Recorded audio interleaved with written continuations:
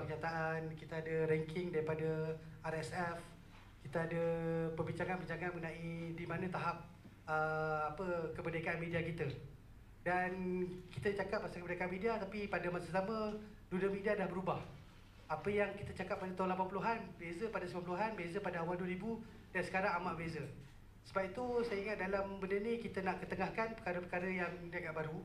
Sebab tu kita panggil rakan-rakan kita yang buat podcasting, yang dan juga orang yang dah buat podcasting dan ada masalah diserang macam kau kita daripada bocor halus. Kita ada orang-orang lama yang dah bersedia, dah ada pengalaman dalam hal-hal macam ni. Kita juga ada rakan-rakan baru yang cuba nak bercakap pasal soal ini. Sebab sekarang kalau cakap pasal media freedom bukan hanya pada media, juga kena letakkan tentang hal-hal teknologi, hal-hal tentang undang-undang yang dah lapuk dan mungkin kena ada undang-undang baru, benda-benda baru, dan juga pada sinergi pada apa itu kewartawanan sendiri. Kewartawanan tak boleh dilihat sebagai hanya macam cakap satu benda besar yang daripada komedi-komedi besar dan hanya diarahkan oleh parti pemerintah dan pihak-pihak autoriti. Kita juga ada kewartawanan yang lebih pada individual, lebih pada kita sebagai wartawan sendiri sebagai brand. Kita sebagai wartawan dah boleh buat satu perkara macam Abang Syaril. Dia dah boleh report benda biasa. Macam Kak Ida, dia dah buat foto berita dia daripada Facebook je. So kita dah ada benda-benda macam tu. Dan orang tak anggap benda ni, oh ni kecil. Kau berapa ramai foto, berapa ramai data, benda tu dah lain dah. So dalam perkara-perkara sini kita kena dinamikkan. Kita kena ingat yang kewartawanan ni bukan hanya pada orang-orang yang ditindas oleh Jabatan Penerangan saja, tapi juga pada orang-orang yang dia punya sendiri, dia etika kewartawanan yang tak semestinya benda ni disambut oleh pihak-pihak yang berautoriti saja. Jadi pada itu saya menjemput semua orang untuk basically nak relax lah. Sebab tu saya cakap, kalau event ni event apa? Saya nak belanja kopi semua orang. So semua orang kalau nak kopi, boleh kopi. Tapi pada masa sama kita nak tu lah. Dan kita ada sesi networking ni. Dan benda pertama kita buat adalah untuk rakan kita daripada CIJ untuk membentangkan laporan media landscape. Media landscape kita. So sebelum kita jemput dia, kita bagi balik pada MC sebab dia dah pegang macam ni. Thank you. Selamat datang. Okey, berikan tepukan kepada Razli. Okey, selepas ini kita akan ada satu lagi event, iaitu nak highlight presentation by GERAMM. Yang ini kita akan present kepada our CIJ. Okey. CIJ. Okey, so dah boleh start sekarang ke? Boleh? Okey, saya nak menjemput our wakil daripada CIJ untuk datang ke depan dan present. Berikan tepukan.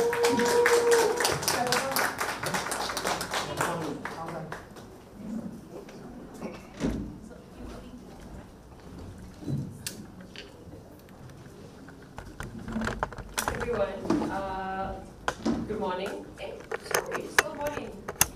Sabtu this morning. Morning, afternoon is our morning.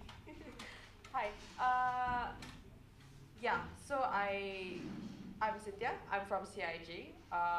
We over the past year have been doing research and monitoring efforts to basically figure out what the media landscape looks like. What is happening here, in news agencies, in our country, politically as well. So actually our report is also based off research, monitoring, projects and endeavors, but we also kind of spoke to certain individuals. So our colleague Usha has taken the time to conduct some interviews with people from the media, people who have basically worked at different levels in different times also in media, in the media industry. So yeah, without further ado, so I think we can start with, I'm gonna move. Boleh ke? Yeah. Okay. Okay, never mind, I'll just stand. It's okay, we'll wing it. Yeah, so I think we can start with, you know, what the political landscape actually, you know what? Please do access our report online via the QR code if you can scan it. Jangan risau, nanti this thing will come back, so it's okay. Yeah, so right now we can see what's going on. I think all of you know that the media is the fourth pillar of democracy, and whatever the political landscape looks like is however the media landscape also looks like, in a way, which is where, I mean, I don't need to tell you, I think this is where you really come, you come in clutch, and you're really, really a key player here. So we now know that the political landscape in Malaysia is very, very, how shall we say, the narrative is very dominated by 3R. Everything 3R, 3R, 3R. When they want to enact laws, oh, can do this, tapi 3R. Kebebasan bersuara ada, tapi you have to follow 3R. Be sensitive about it, censor yourself, basically, you know? So, yeah, and also, if you notice, in the media itself, the media industry, media plurality is also a concern. You know, a lot of media in Malaysia is owned by either political parties, or you'll notice some companies, or they have some sort of political leaning. I don't think, I mean, I think this is the tale as old as time lah. So you'll notice MCIL, they own 4 major daily newspapers. They have some magazine titles under their belt. So they kind of have an 82% share of all the average daily print and the digital replica circulation. Media Prima, I mean, we all know, you turn on your TV, ATV, NTV7, TV9, that's all by Media Prima. You know, NST also kind of controls NST, Berita Harian, Harian Metro. Then you have 4 very big radio stations as well. And actually, they reach about 24 million households in Malaysia a day. So we also have the Star. Everyone knows the Star. I think some of us might be working for them as well. Yeah, so they are actually owned by MCA, where the MCA holds, not owned by, but basically they hold 42.46% of the shares. And also you will notice some other very familiar names as the significant stakeholders here. So you have PNB, EPF, Lembaga Tabung Haji, Amanah Putra. Yeah, so I think the concern here, especially, you know, we know the government or the state-owned media as well. Like I said, you know, the political landscape very much, and the government of the day very much dictates what the media looks like, or rather, you know, the media is the watchdog. This is your job. So I think your job then depends on, and our job then depends on, you know, what the government of the day looks like. I mean, we're from a CSO also. The ways that we can report, how we are restricted, what are the interests, and everyone is also worried about, if I say this, what happens to my job if I work with certain, you know, news agencies. So you'll notice that also, you know, Bernama CEO is appointed by the minister. Yeah, and you can notice that these are not small names. This is everything that you hear every day, everything that you go in the car, you turn on the radio, you hear them, you know, and which is where we're all, you know, key players here, but also, you know, everything is, you know, you want to report on certain things, you want to have certain standards, but then again, editors are, you know, your editor will, your boss will then tell you, you can't say this, you can't say that, and your boss, if your boss is appointed by the minister, you know, that's also a bit concerning, especially depending on the government of the day. So yeah, another thing, another aspect of it is the economics.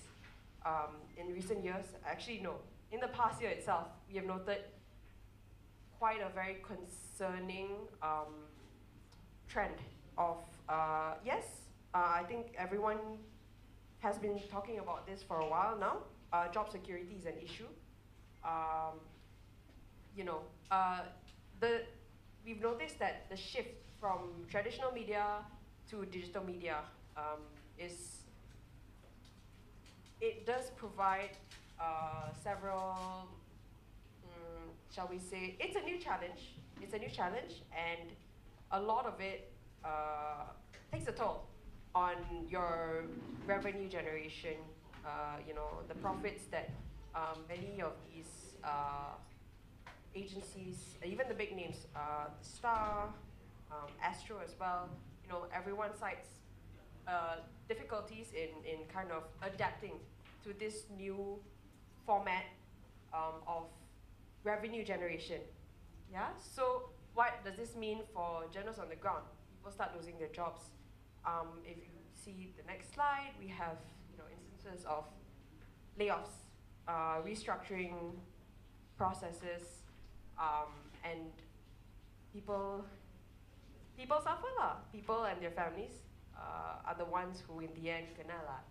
Jadi, yeah, so actually MCIL, the CEO has actually stated in the past year that they plan to lay off at least 44% of their staff, and the focus will then be on AI, on using AI. But the question is, AI too, it's a tool, right? It's not going to replace people. So we can't avoid, and well, Usha and I have had a conversation with you know, several of our you know, people from the media and people who are now facing this new phase in AI, which I will talk about later as well. But I think the question here is, you know, where are the safeguards for the people who are affected? Where are your ethical, you know, where are the ethics in kind of restructuring, in kind of, you know, laying off people, you know? Yeah, so if you notice, international standards, I think I can start with actually the bottom, boleh nampak ke? CEDAW and UPR. So CEDAW is for basically the International Treaty on discrimination against women, against discrimination against women, yes.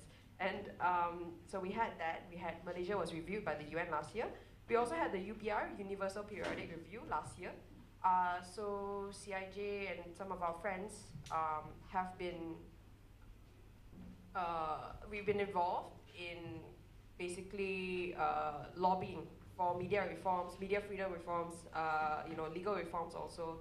And a lot of these recommendations from the UN, you know, the UN has basically been asking, okay, what are we doing about the laws?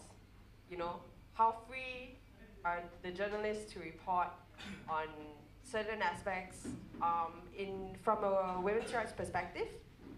What are we doing about the sexual harassment cases? What are we doing to kind of, and as I will say, you'll notice towards the end, you know, there are very worrying trends about how things are being reported about women, you know, about women, and also about in UPR, you know, like, is there capacity building lah?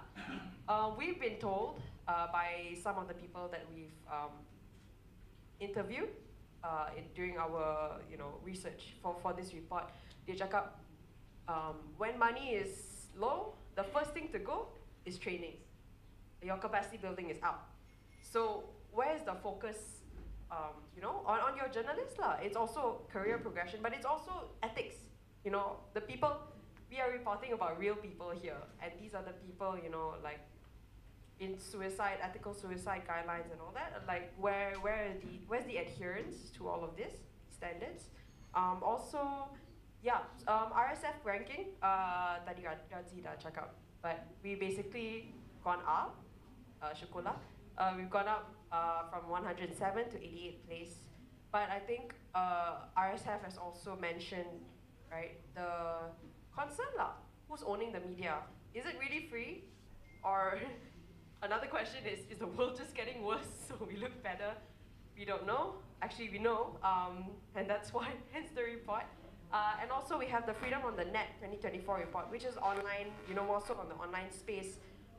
And a worrying trend that we've noticed is MCMC itself has been requesting for takedowns and blocking sites, you know. And last year there was the issue of DNS blocking as well. So this again calls into question, what are the roles? Who are the gatekeepers of information here lah? So yeah, yeah. And as I mentioned just now, right? AI is a new trend that we've noticed. It's been building over the years, yeah. But of course, if you notice, there's a lot of conversation about AI, how it's being used. The National AI Office in Malaysia, they have an AI roadmap. But if you look at the roadmap, there's not much on media. Like, we're all using. Is everyone a journalist? We're all journalists, no? But actually, no, it doesn't matter. In your job, do you use AI or not? Yes? Yeah, we have to. We cannot run away from new technologies. But, and these are actually opportunities that we've actually noticed in the media. So, you have Gen AI in operational efficiency. So let's say you're an investigative journalist. We've noticed that people, tend to want to do away with very, very repetitive things, like if they wanted to, they could translate. Obviously, there's a limit to how much you rely on AI at this point, which I will get to after this. But it does help you. It helps journalists. We've noted that it helps journalists focus on more substantive, qualitative, work. It's supposed to help with the quality of your work, with the opportunities it frees. It's meant to free the person, right? But yeah. So and we also noticed that AI can be used for analytics, SEO. SEO is search engine optimization. Basically, what people like to click on, what people like to see. AI can then help you generate, revenue through your online portals, especially since, as mentioned previously, the shift from into digital platforms or to a more digital form of receiving the news, transferring information. All of this, it is a challenge in generating revenue. It is a challenge. It's an economic problem. So it's good to use these tools for us, for the benefit of news agencies also. But as I mentioned, we have issues with quality. Yeah, there is what we call AI slop. A lot of people they write certain things. You want to translate, but do you do the QC? So that element, there's a risk of that element being missing. The human touch as well. People want to hear stories, but AI cannot sound as human as we would like to. And I think a lot of journalists have been saying this as well. You are the people, you are the face. So also we've spoken to certain people and certain agencies have said that they do prefer, they have newscasters, AI newscasters, tapi it's not their main newscasters, because in the end of the day, people want to see people, which is what they've noticed as well. Yeah, and then you have accessibility. So if you have independent media, you obviously the bigger houses would be able to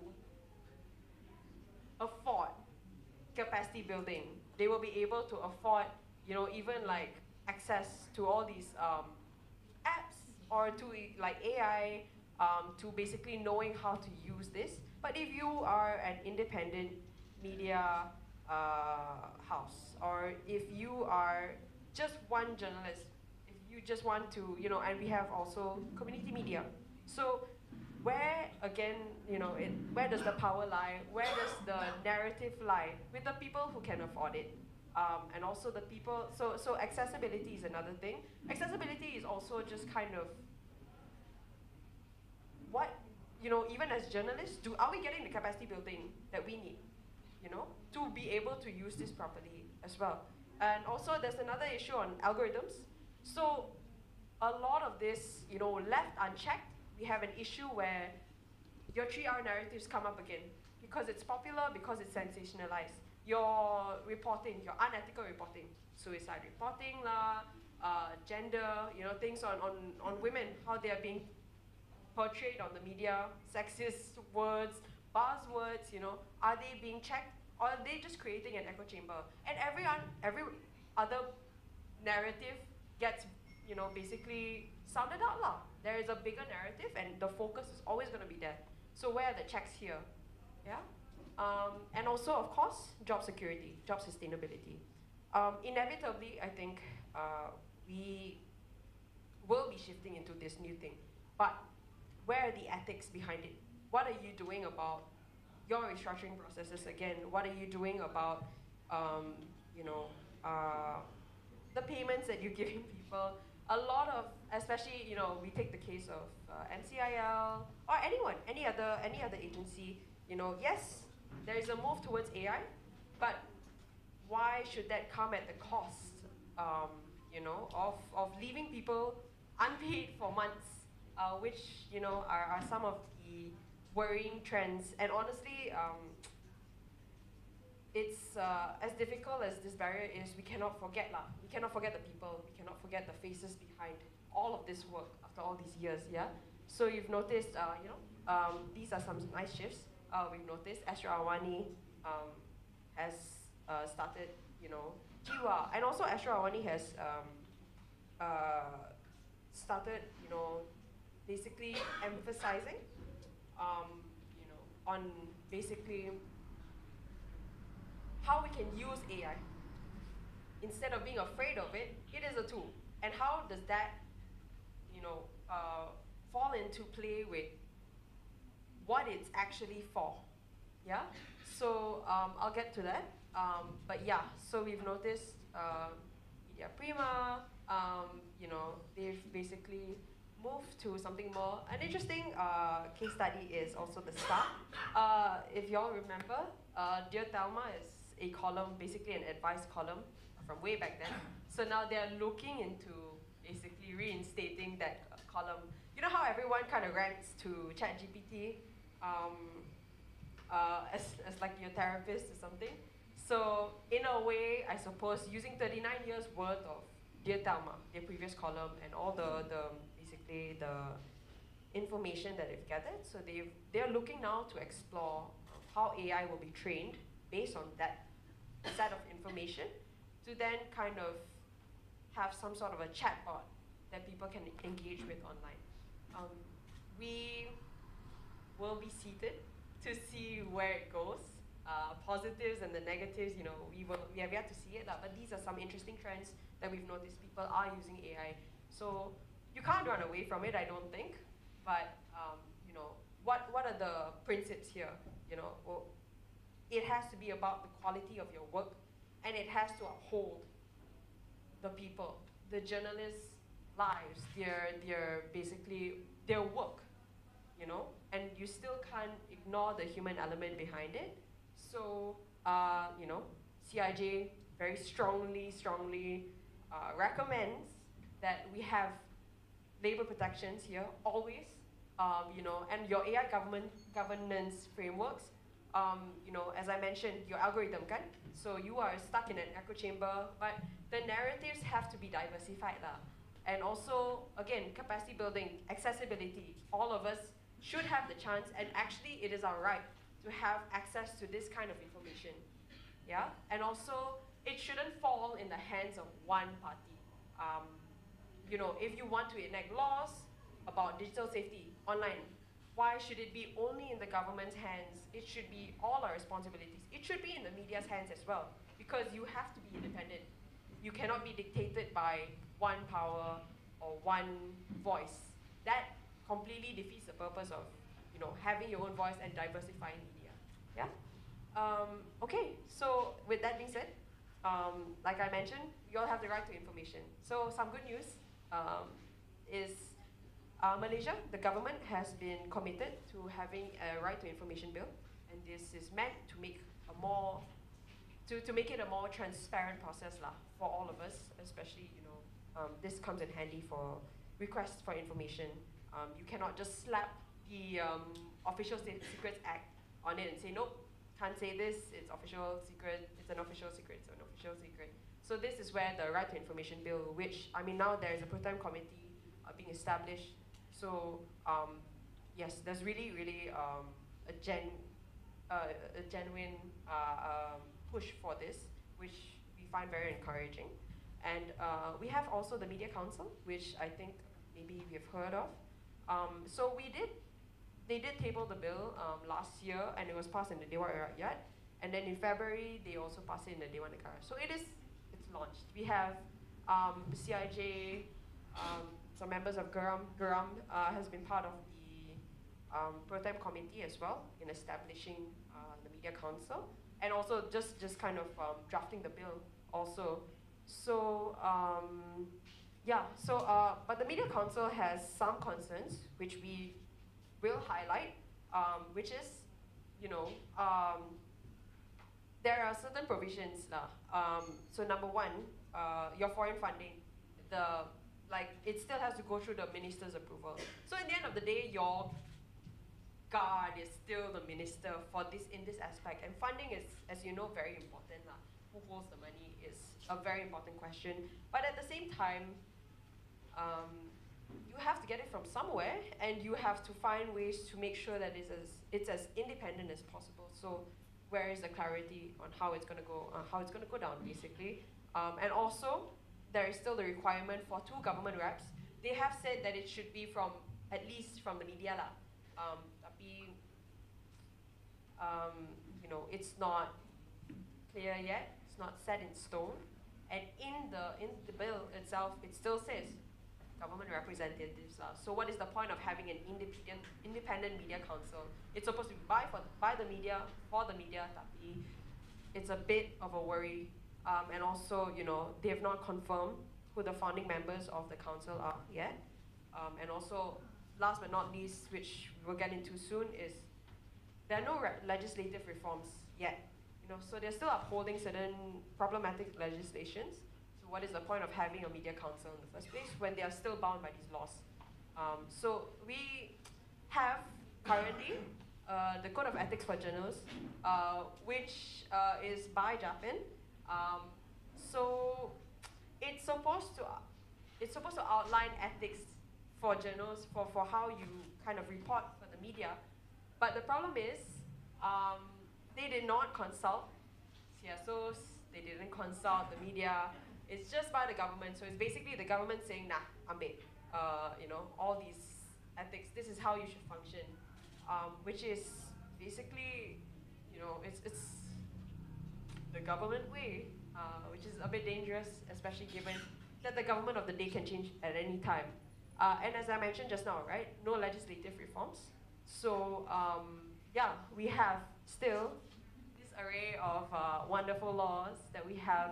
And I'm sure if you've been working in the field, you would have heard this. And we have, as you can see, all these cases here, yeah, which is basically people kind of being subjected. You report on something, defamation laws will come your way. You know, yeah, criminal defamation is still a problem here. And we're not sure why there is both civil and criminal defamation.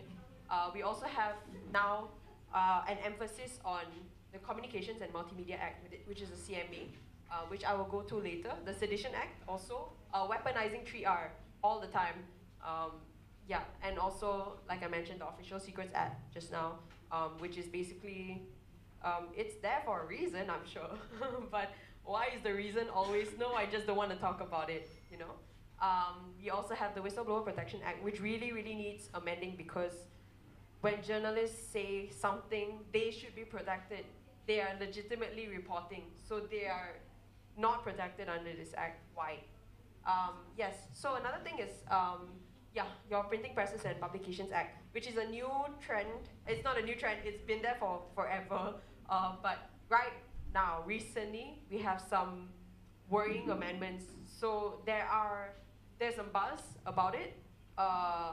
Yeah, basically, they are expanding it to digital media. Printing presses and publications now includes media, the digital media. And also, they are basically putting back, surprisingly, what Najib took out, which is your mandatory licensing, your periodic right licensing. So the media has to operate on a license. And also, MC has been given more power. So what is the point again, of having an independent media council if they're going to empower everyone else to do these things and dictate how the media should function. And yeah, so all of this, and also, you know, if everyone is under danger all the time, being prosecuted, defamation, or under the PPPA, who suffers the most? It's people, it's independent media. It's people who cannot afford to go to court, to go get their lawyers. So how many pro bono cases do we have to take up? You know, it's disproportionate, and it's also just shows a huge disparity.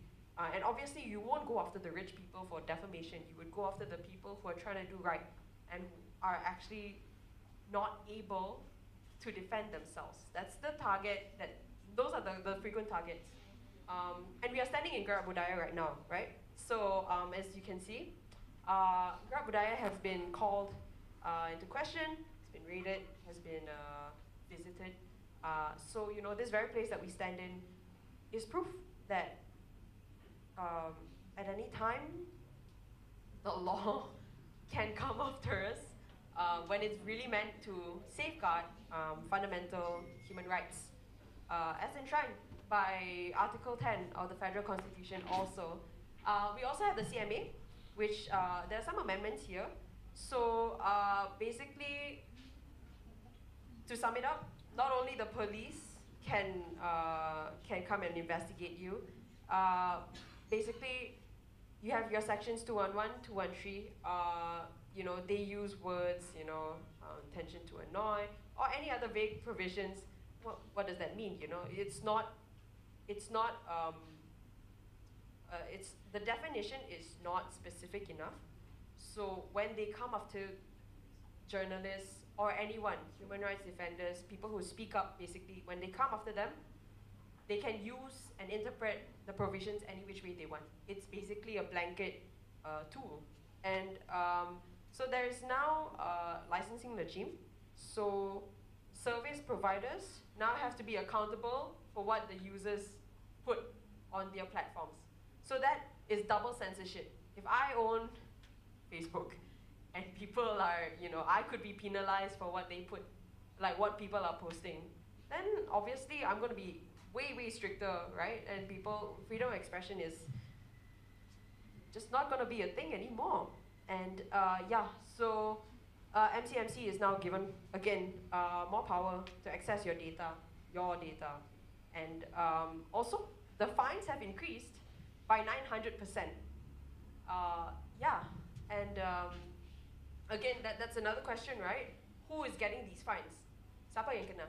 Yeah, so another thing is your legal environment. You have all these new online laws, but again, who is dictating how the digital environment should be? Yeah?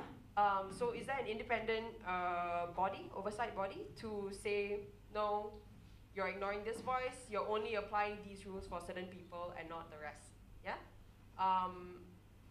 Yes. So some issues here, I think everyone here can tell me something that I don't know, and basically we all have such thorough knowledge of this very, very persistent issue, which is people are losing their jobs. And people are not only losing their jobs, there is a case that we have spoken to certain people who have been victims of this, and they have gone without EPF, SOCSO, pay for months. These are people with families. These are people who need to sustain their lives, and they are journalists. Sorry, but is everyone getting paid a lot as journalists in the media industry? I think we know the answer to that lah. And also to then further deprive them. So the case with the Malaysian Insight is also, in the end of it, some of these people are still fighting. They have been given only 1 month, after months of not being paid, given 1 month's salary basically. So yeah, and as I mentioned, another thing is, where are the women editors? Where are the women in media? If you want nice content, or ethical content, but there are no women to actually tell or to inform the ethics behind it, it's like, yeah, it's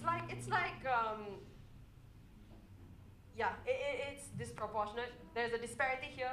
There's another thing. Last year we had the Sungai Bakap by-elections case. There was a journalist, she was reporting, and then she was actually harassed. Basically what came out of it is, basically she said, I got harassed, and then the response was, just don't get harassed, just be careful. So, you know, you have Jolo assignments, young journalists are getting molested, and sometimes they don't even know better. They think it's part of the job. Yeah? And another thing is reporting, ethical reporting. We have, ethical reporting comes later, but basically these are more cases that we have found. People who have been reporting legitimately, again, have been subject to investigations and just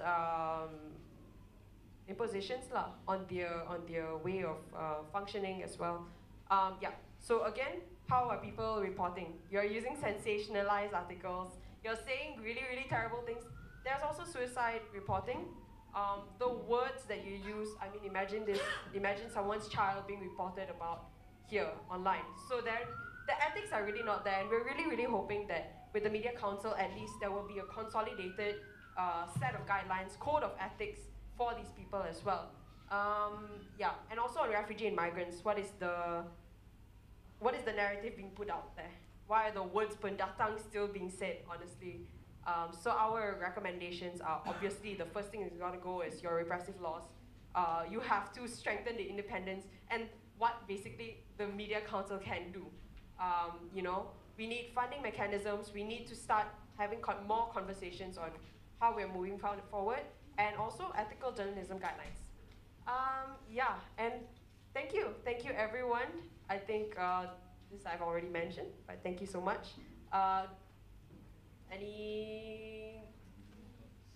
You have 1 second to ask a question and 5 seconds to access this. Thank you so much.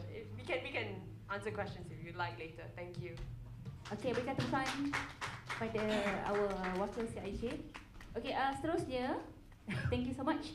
Okay, suppose tu kita terus start dengan first forum, tapi disebabkan dah pukul 1 lebih, apa kata kita makan dulu? And then dalam pukul 1 dalam 20 minutes macam tu, pukul 1.45 kita masuk balik. And then kalau nak pergi surau kat bawah, toilet dekat belakang pintu yang ada tulis staff only. Okay, so dalam pukul 1.45 kita akan start dengan kita punya first forum. Dah duduk makan dalam pun tak apa. So mana yang nak solat kat bawah, and then kita boleh sambil-sambil je untuk first forum tu, sambil makan boleh sambil dengar. Okay, so kita stop dulu sebab dah pukul 1. So yeah, kita boleh start dengan makan dulu. Alright, thank you. Makanan ada sediakan. Tadi ada yang order kopi kan, dia tadi berapa ringgit. So tak payah bayar sebab GERAMM dah sponsor dah semua. So ambil je lah sebab banyak kad yang korang nak. Sebab dia kata cepat habis, boleh balik. So contohlah ada 100 cup, habiskanlah 100 cup terus. Okay, boleh minum. So kalau tak ada siapa yang minum kopi, boleh ada coklat.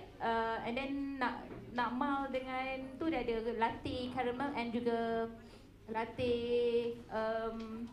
ada a few flavor lah. So boleh order dan juga